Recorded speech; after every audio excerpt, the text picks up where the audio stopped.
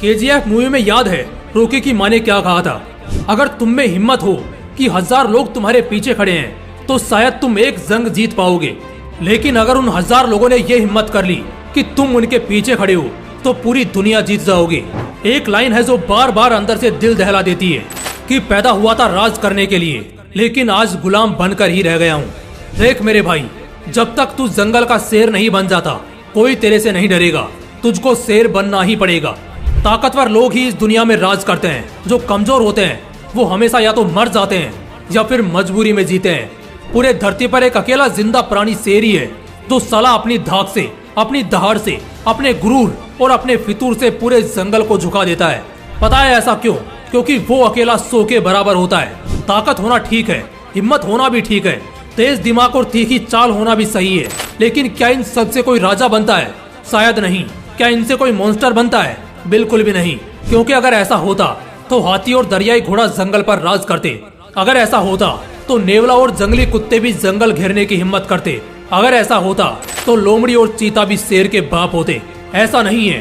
ताकत, हिम्मत, तेज दिमाग, तीखी चाल सब मंजूर है, लेकिन इन सबको छोड़कर एक ऐसी बात अगर किसी बंदे में आ जाए तो वो अकेला 100 के बराबर होगा। वो बात है सुल्तान बनने का एटीट्यूड। जिस बंदे ने पैदा होने के बाद से लेकर कभी भी किसी की गुलामी ना करने की कसम खा ली, उसका एटीट्यूड 7वें आसमान पर है कि चाहे जो हो जाए वो सुल्तान बनेगा, किसी का गुलाम नहीं। ठीक पुष्पा की तरह। तो चाहे पत्थर पर लिखवा कर ले लो, वो बंदा 100 के बराबर ही नहीं, लाखों में एक होगा। और वाकई में वो बंदा बहुत तगड़ा होगा। उस बंदे का तुम सिर काट सकते हो, लेकिन मजाल है कि तुम उसका सिर झुका दोगे। तुम्हारी जिंदगी छोटी पड़ जाएगी, लेकिन तुम उसे गुलाम नहीं बना पाओगे।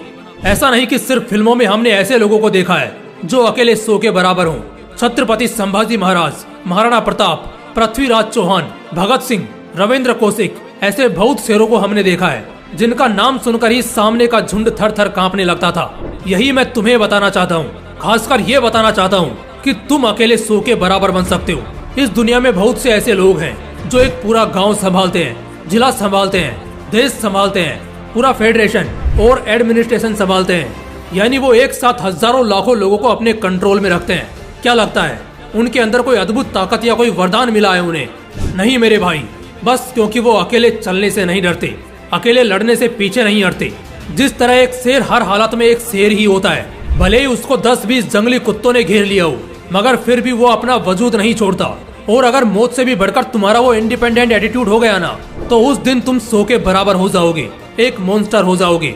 सच में यार, गैंगस्टर बनने में क्या मजा है? झुंड में जाकर किसी 1-2 को मारो, ये तो कुत्ते, लोमड़ी, सुअर और भेड़िए भी करते हैं।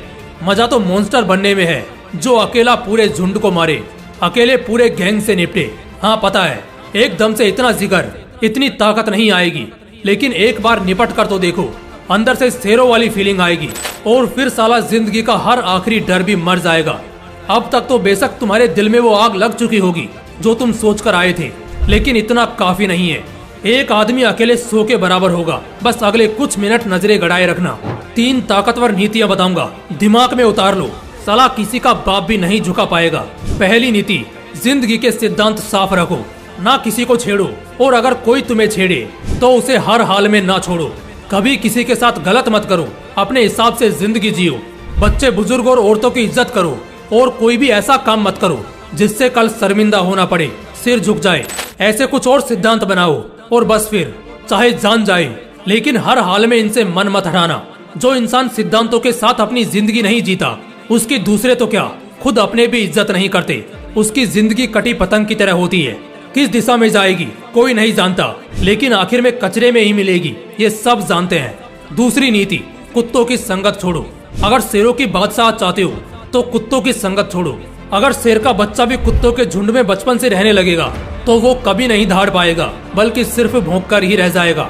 शेर का बच्चा भले ही राजा की प्रजाति का होगा, लेकिन अगर बचपन से वो सिर्फ शिकार बनता रहेगा, शिकार करना नहीं सीखेगा, तो उसे कोई अपना राजा नहीं मानेगा। इसलिए शेरों की संगत में रहो, क्योंकि ऊंची सोच वाले बनोगे तो ऊंचे दर्जे में रहोगे। तीसरी नीति, अपनी सारी कमजोरियों को खत्म कर दो। दुनिया का सबसे ताकतवर इंसान भी जल्दी हार जाएगा अगर उसकी कमजोरियां ज्यादा होंगी।